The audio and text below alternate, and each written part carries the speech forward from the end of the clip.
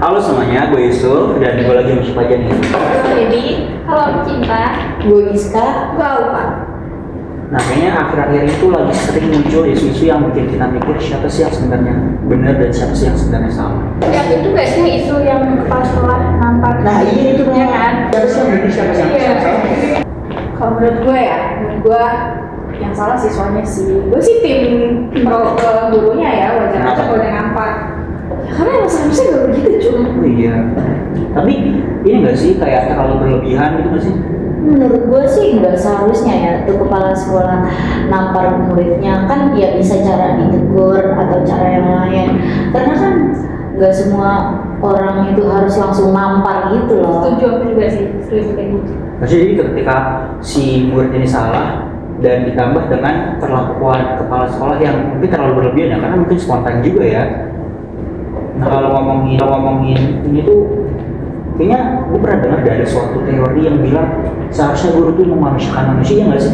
Iya, nama teorinya itu humanistik ya, artinya tuh manusiakan manusia. Tapi kayaknya gak enak banget ya kalau kita ngomongin teori tanpa ada prakteknya. Kalau dari kalian pernah nggak sih kayak ngamatin langsung? Kayak kita pernah nggak sih melihat teori humanistik itu berjalan secara langsung? Lupa, kita tetap SD 12 bulan tuh. Oh iya. Gue juga nggak dengar penjelasan tuh dari sekolah sama guru tentang teori humanistik itu tuh. Oh iya, gue jadi kayak emang kalian ngapain di sana?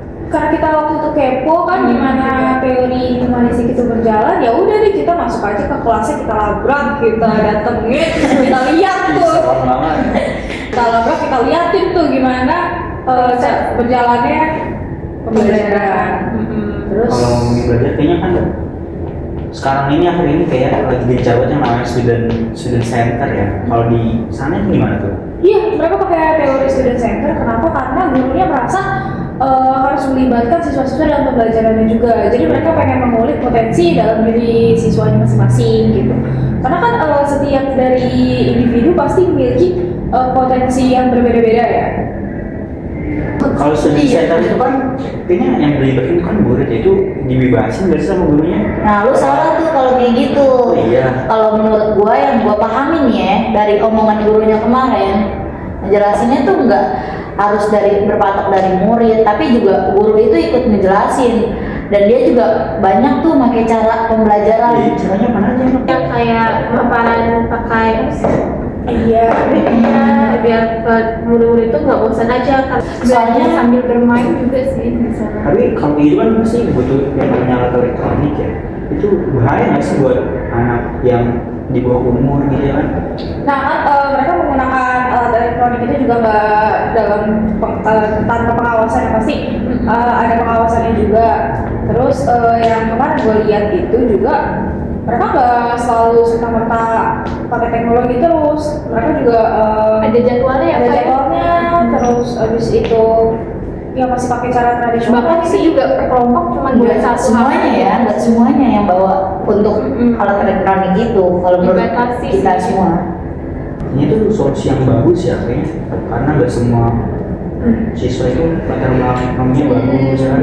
Jadi mereka masih tetap bisa belajar tapi Nggak kehilangan jiwa humannya gitu loh. Tapi kalau ngomongin latar belakang sosial kan juga lepas dari latar belakang potensi peserta didiknya masing-masing nih. Kan potensi peserta didik pasti kan kayaknya macam-macam ya. Beda-beda, kan? Ada yang di situ ada nggak sih yang kayak gitu muridnya ya? ada. Aku ternyata juga sempat nggak expect sih, ada ternyata setiap kelas tuh ada kuota tahu. Kelas tuh ada 2 orang. Apa ya? Ada kuota 2 orang gitu loh. Ada 2 orang setiap Untuk kelas untuk anak-anak yang inklusi. Jadi gurunya itu berusaha untuk mengayomi anak inklusi itu, misalnya harusnya mereka hitung 1 sampai 20, tapi karena ini kan anak inklusi disesuaikan jadi 1 sampai 5. Salut juga sih sama Jadi diturunin gitu iya standar itu gini biar tetap bisa ngikutin gitu. Emang kalau foto-foto gitu itu kan sekolah reguler ya? Harus ada ya? Sebenarnya dari regulasi pemerintah juga udah begitu. Kalau guru menolak juga nggak bisa, karena kan ketentuannya udah begitu ya. Sebenarnya kuota buat 2 orang itu gak serta merta pasti ada, tapi setiap Selalu tahun ada. pasti ada. Iya, pasti selalu Selalu ada anak begitu, tapi enggak pasti ada gitu. Maksudnya gimana? Tapi ada ini tapi nggak ada. tapi masalahnya itu ada juga orang tua yang punya anak inklusi tapi masukinnya ke jalur yang normal. Oh iya, kayaknya banyak yang kayak gitu ya, yang anaknya itu Ya, dia tuh nggak mau. dianggap normal. Itu kasih anaknya nggak sih ini kalau kayak gitu, karena dia harus Aku juga baru paham nih, kenapa sih orang tua itu tetap nekat masukin anaknya ke situ, padahal ya udah jelas-jelas tahu kalau anaknya itu emang benar inklusi, tapi mungkin dari orang tuanya sendiri yang nutup mata buat hal itu. Bisa jadi juga karena kuotanya cuma 2, orang tua takut anaknya nggak masuk, jadi dimasukin aja normal. Ya kan? Bisa jadi ya sih. Kita kan dimanusiakan ya, potensinya kan pasti cara ngeluarinnya beda lah sama yang normal. Maksudnya kayak punya cara khusus buat membimbing mereka gitu.